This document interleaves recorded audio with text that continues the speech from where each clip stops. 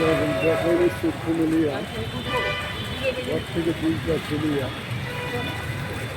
গাছের ভিতরে থেকে কত সুন্দর সিনারি, মাশাআল্লাহ। পানির ফোয়ারা, পানিটা এটা কালারে পরিণত হয়েছে, খুবই সুন্দরই লাগতেছে। নামদুলি, মাশাআল্লাহ,